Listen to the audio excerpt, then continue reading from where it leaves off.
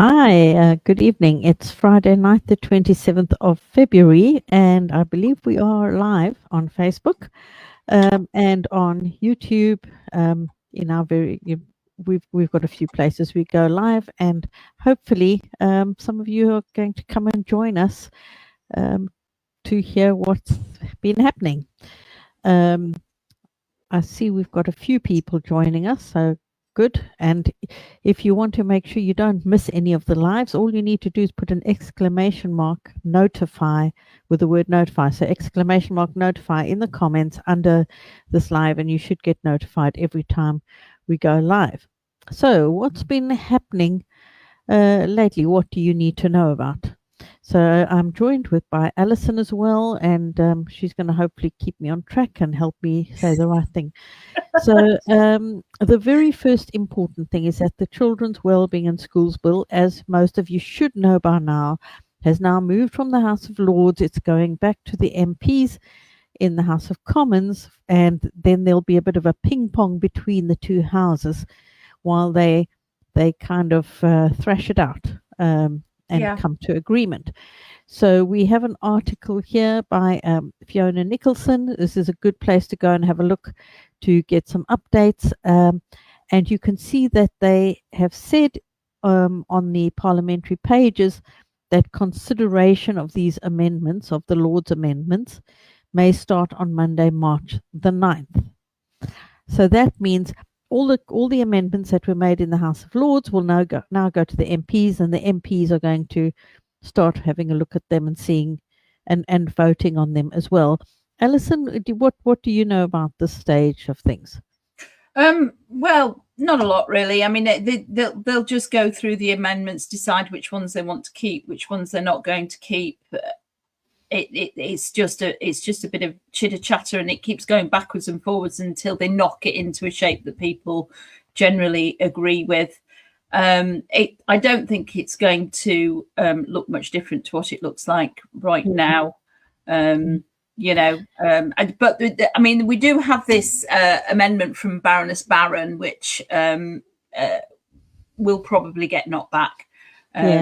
That's the one to watch, isn't it? Yeah. We want to make sure. We're expecting it may not survive the House of Commons. Well, it's legally in conflict because they're not supposed to pass the bill forward with amendments to the same section from two opposing sides, but that's what they've done, which is a bit weird. So we'll just see what happens with that. So we just it's a wait and watch thing, watch and wait thing right now with that. Yes, and the story of the week, actually. It's all watch and wait, isn't it? Yeah, it is. And I know that they're wanting to pass this bill quite soon, but a lot is going to depend on how well this process goes. But what it does mean is that you still can contact your MPs. Yep. So if you haven't already, and I know a lot of people have, and I actually just want to say how proud I am for our action group members for all the hard work they have done contacting their MPs, even when the MPs are very resistant and don't appear to be listening. But well done for persevering, and we should keep up with that. So you still can contact your MPs because our MPs are now going to be looking at the Lord's amendments. And so if you've got a specific part of the bill that you disagree with, particularly the amendments, this is your opportunity. It is also the House of Lords that have put in the amendment about a pilot scheme where families will need to, parents will need to meet with the local authority before they can be deregistered. So that's a pilot scheme that's been proposed, and it's come from the House of Lords. So, and if you want to get your say in there to your MP, you know, look at these amendments, the ones that have been introduced in the House of Lords, and ask your MP to vote against them. Ask your MP to raise an issue with them. Yeah, there's another point to make on this. We've seen a significant rise in the last 2 months of local authorities assuming that they can institute things that are in this bill in their practice with home educators. Please be aware of this. It's not a thing. It's not law yet. No, it's not law yet. It's a long way off being law. It's many months off being law. and local authorities must not demand things that are in this bill because they are not law. No, it's not over till the fat lady sings, is it, Juliet, as you like to say? As I keep saying, and I haven't sung yet. So it's complain. Please make sure you complain if that happens, because ask them to point out in the please show me the relevant piece of legislation that says that I have to do this.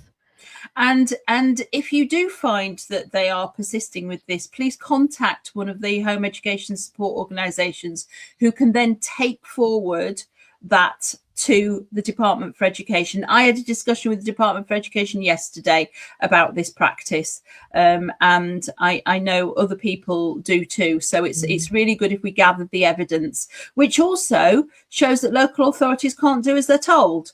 And I think that's an important point to make. I agree. It is important for us to, it's to me, it is immensely frustrating that somebody can think just because it's being discussed in Parliament, oh, hey ho, we can start doing this now. They cannot. This law, something could happen and it could be out tomorrow. Yep. They can't act as if it's law yet because it isn't. So please do push back, and please do encourage other families that you see are being told these things. Encourage them to push back as well and support them to push back so it doesn't sort of become the norm in your area. 100%.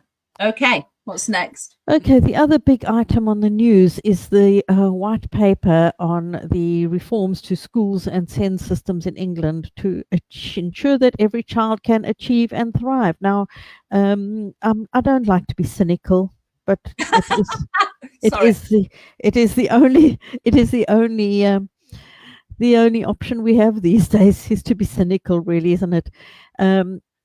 Every child achieving and thriving, I think that might be a bit of a stretch.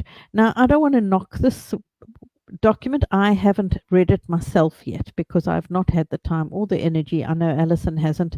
We are relying on those with sharper minds that are more attuned to the issues that families face. I think I'm personally relying on people, not necessarily with sharper minds, but less tired minds. Yes, I do have sharp minds. Absolutely wasted this week. Yes. I have skimmed through it. Yeah. I have skimmed through it, and there is a consultation attached to it. Yes. But the basic message right now is let's let it settle. None of this is going to come into force immediately. And much of the things that are discussed in this one, a white paper is a discussion. A white paper is a starting point on a decent discussion, which may or may not lead to changes in law and practice. It is not a bill like the one that we're fighting. Yes, exactly. And the point being that a lot of these things won't even come into force by the time your children have left school. Okay? Yeah. So this is not about what's going to happen tomorrow, next year, or even the year after. This is about trends and moving forward and changing things slowly. Some of the money side of it may change fairly quickly, but the actual practice side of it will not. There are other people doing fantastic analyses of it. We've got Michael Charles is doing is broadcasting a recording on Sunday, and we'll put a link to his broadcast, which is going on Facebook. And that's going to be very, very interesting.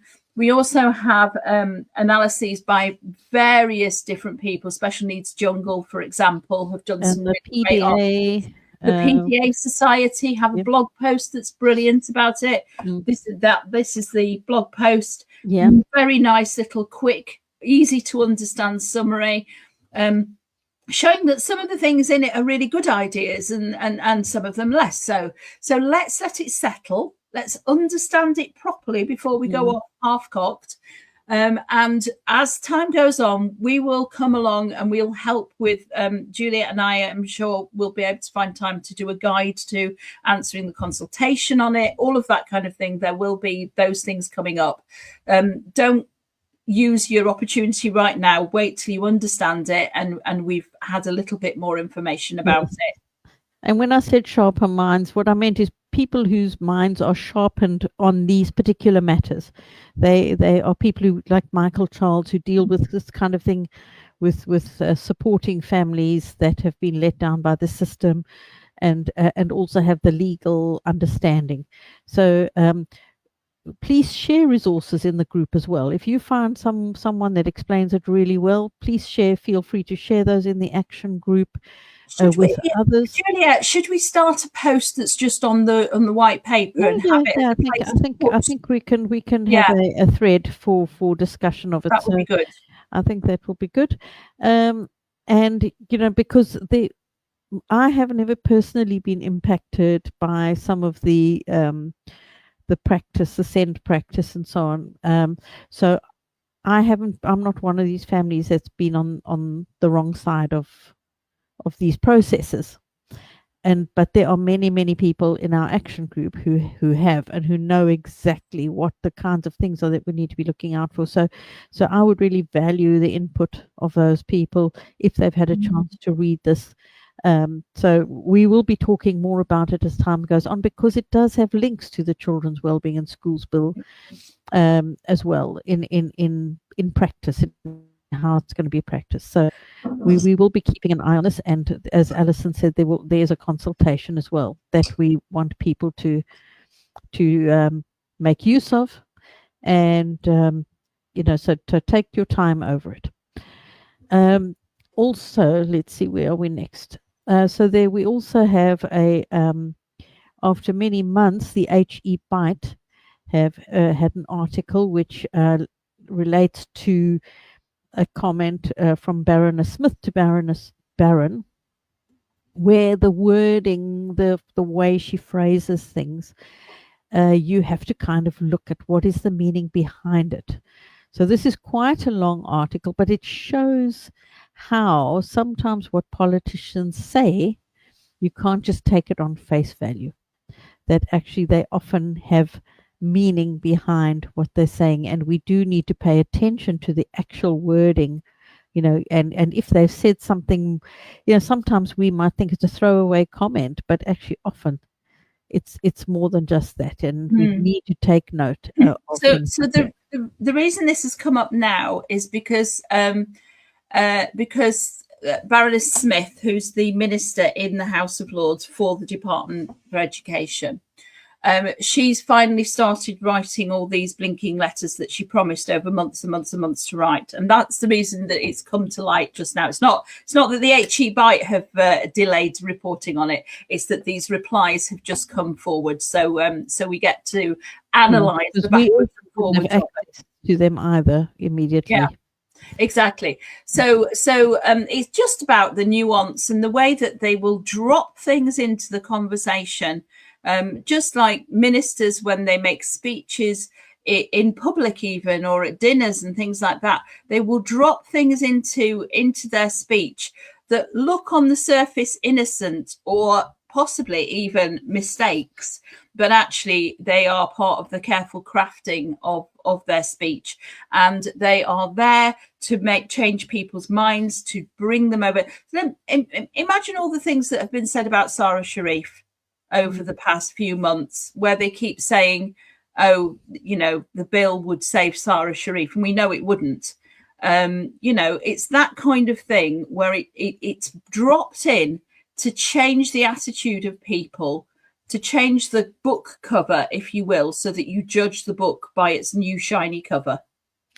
Yes, and this article is particularly relating to the comments about the registers and information to be collected for the registers, and the wording that she has about, which is about how the children are educated and by whom. So it's particularly that part of her sentence, this one here right in front on the screen at the moment. However, for the basic information, such as where the child is being educated and by whom, it is essential that there is a level of consistency in how this is submitted, collected, and maintained.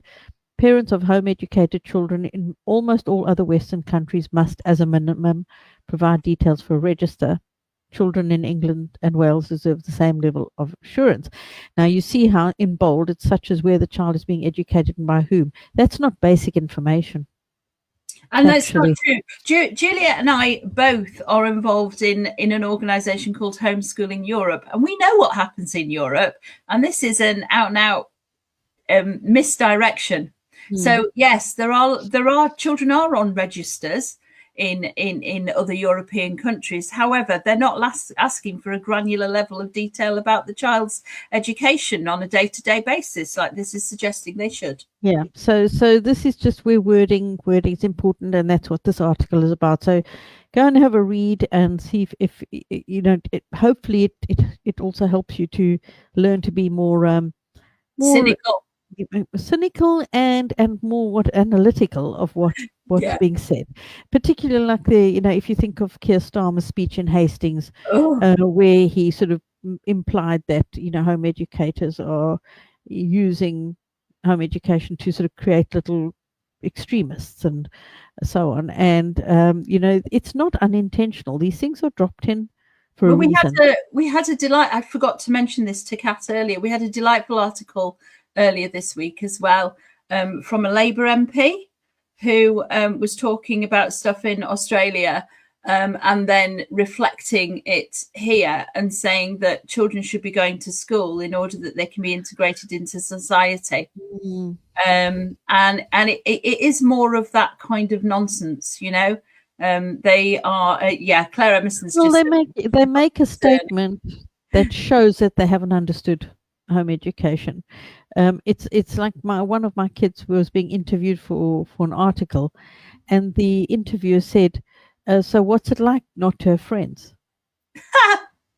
They're basing it on this assumption. They didn't ask, do you have friends? What do you do for friends?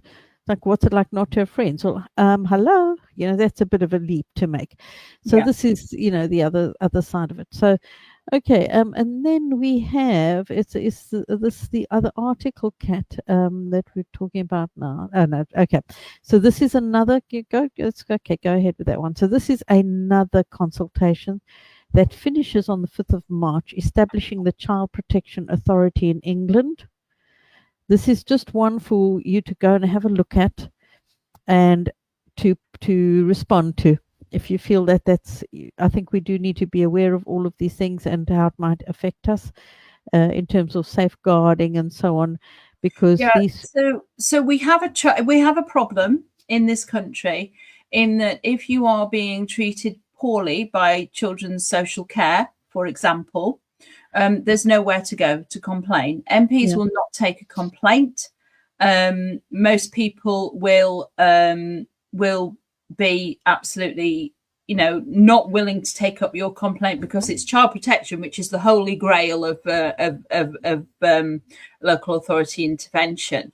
And there's an opportunity to have a child protection authority that makes sure that that local authorities behave well in their duties with regard to safeguarding. However, it might end up just being a talking shop and just a place for local authorities to pass bad practice to each other.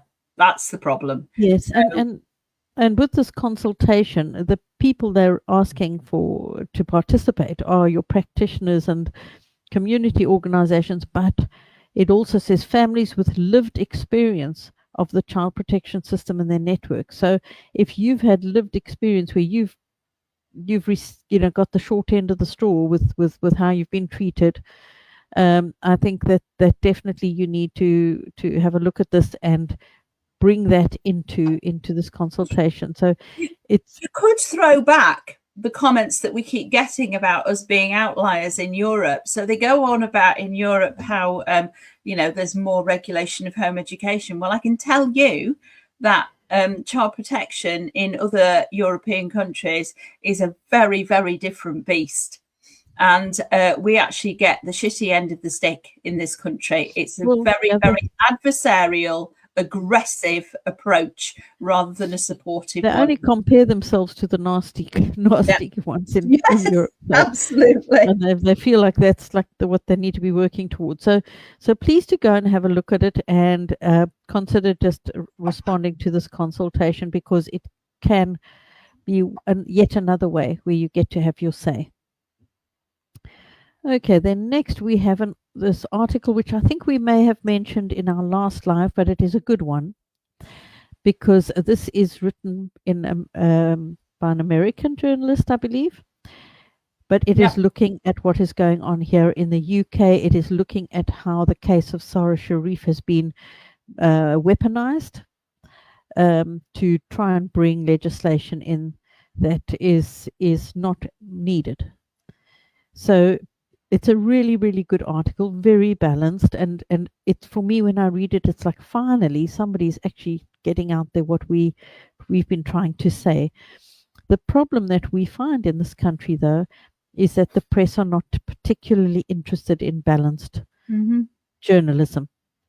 Or so facts, actually, when it comes to home education. They're not interested in the facts. Yeah, no. we do know already, we do know for a fact that certain articles that would have presented a more balanced, good view of home education have not been allowed to go into print.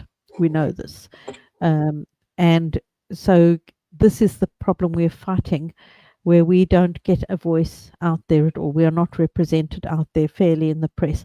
So if you are in a position to get a good story out in your local paper, if you can help to get these stories out, please do. And please make sure you share those articles as well so that we can spread them around. Because we are being really given a hard time of it by the press. So I'm just seeing we've had some comments coming in. Okay, now that's you commenting, Kat. So that's keeping me getting all excited with comments, and she's the one commenting. Anyway, well done. She's just doing her job, and you can't see Kat, but Kat is working very hard behind the scenes, and none of the way we do our lives would not be possible without Kat. We're very appreciative for all her efforts. Thank you so much. Yes, it would be a very much more of a rougher experience without her. Well, I think of Kat as being the glue. So thank you, Kat. She's our glue. We've got some good news stories. I think we've got we do have. So just to show, for example, some of the good news stories. There was one recently. Where is it gone? Okay, yes, it was this one. So this one was, it's one of those articles that I like, where instead of making a big hoo-ha about the fact that there's an increase in figures, it's more about like, okay, there's an increase, but let's see what we're doing. What are we doing about it? And they love to bring in the increase in home education. I think the DFE has kind of told all newspapers you have to include this on any article about home education, perhaps. But this society's event has provided a lot of hands-on activities and so on for young home educated people. So it's a really nice article. I've got the other one open here on my thing, but this is the South of England Agricultural Society. And he says, this is what a lovely quote. Alan Smith, chair of the South of England Agricultural Society, said, "We are thrilled at the success of our first countryside learning for Home Education Day and would like to thank all those involved." He says, home education is no longer niche. It is one of the fastest growing areas in UK education. Yet families often struggle to access structured real-world learning opportunities, and they created this to bridge that gap. And what's also fantastic is there may be children who would get this opportunity to have a little taster of some of the things that happen in agriculture, and perhaps they'll become farmers one day, perhaps the bug will bite them. And, I love this kind of collaboration, and I don't see why we shouldn't be able to have this. If the government want children to be seen and to be visible, have more of these things that people go to, Yeah, this is the very opposite of what happened a few years ago when that science show, the Big Bang, banned the home educators from their show on spurious grounds. And yet we've got this wonderful organisation opening its doors to the home education. And they seem to have had, 68 families, I believe, attended. That's brilliant. Absolutely wonderful. Brilliant. Wonderful. Well over 100 children. Let's see more of this. That would be marvellous. Yes, and if you've got contacts anywhere, where this, you can help facilitate and collaborate, go for it, do this kind of thing. And also, it's also about our children being visible, being out there for people to see how normal this is. That it's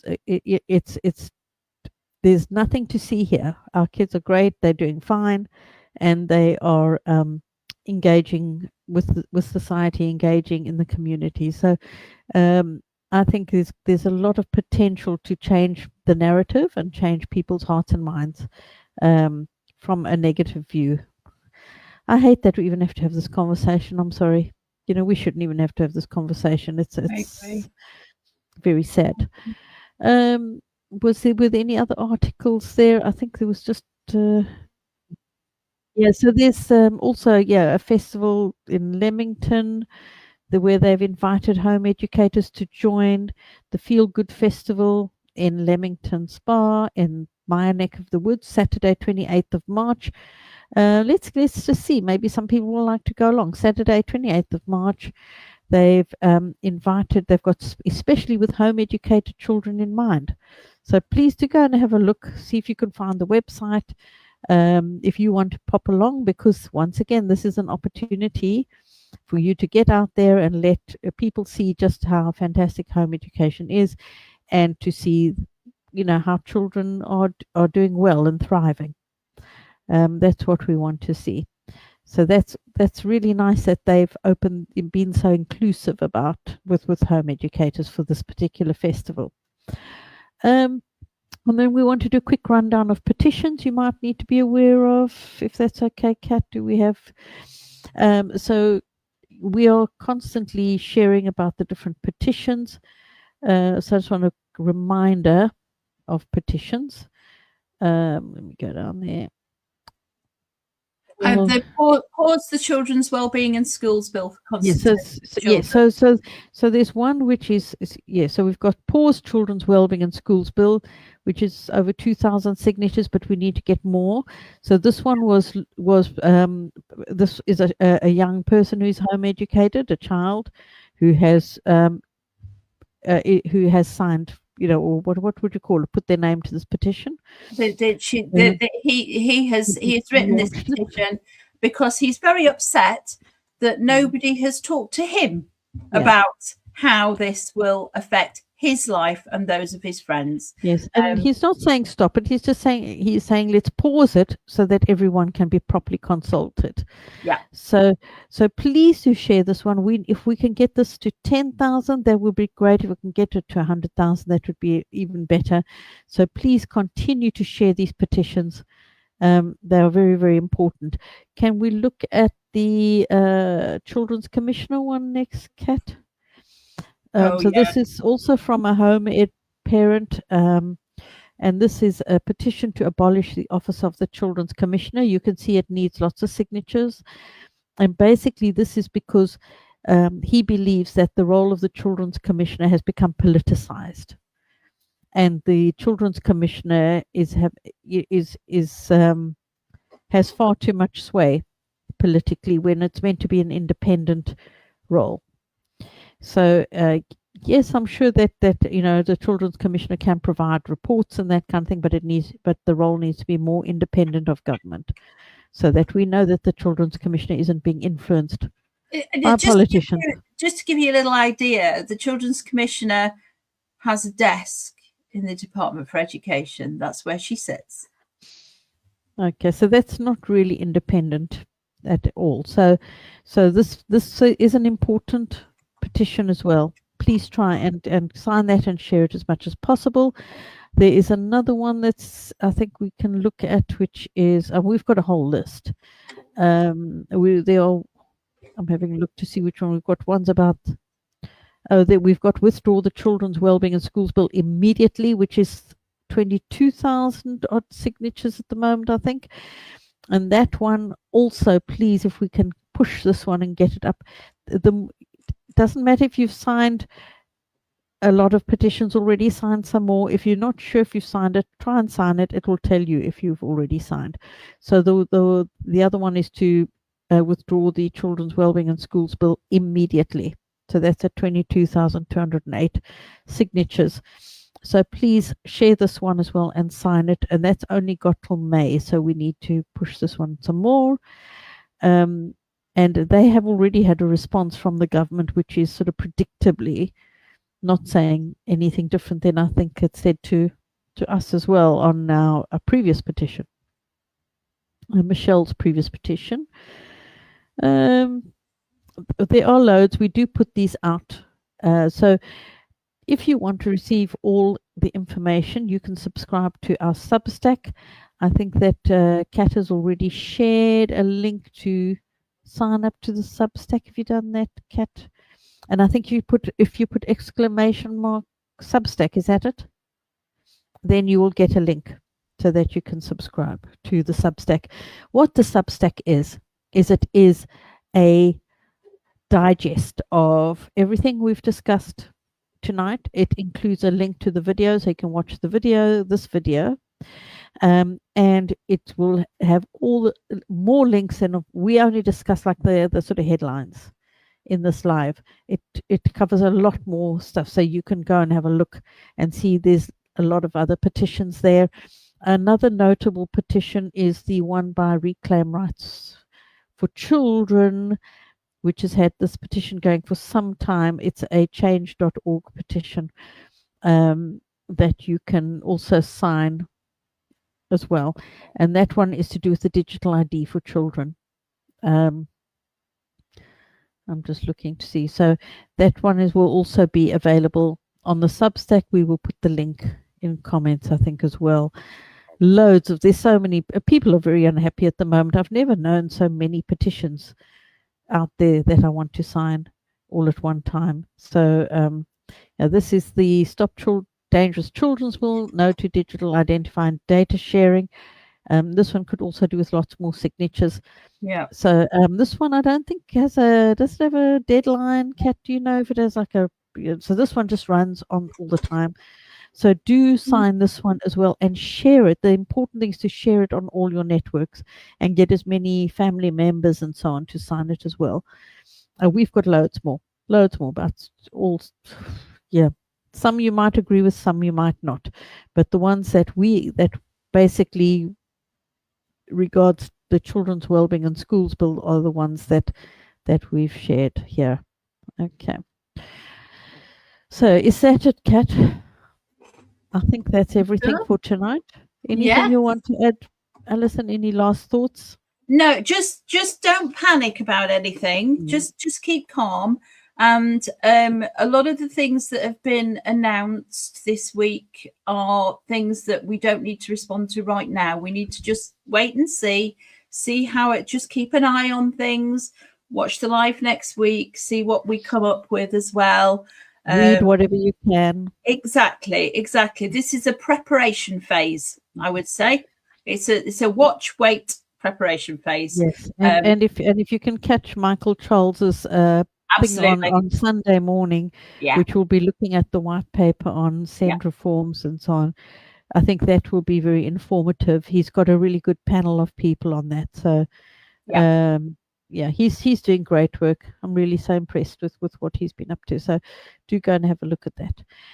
Okay. So all of the links and everything as much as possible we will put out there, but please go and subscribe to the Substack, because that way you're guaranteed to get all the information in your inbox on Monday morning and not having to rely on social media algorithms to show you stuff. So if that's everything, thanks to Kat for all your hard work. Thank you, Alison, for joining me. You're welcome. Have a great weekend, and we will see you again next Friday at 8 p.m.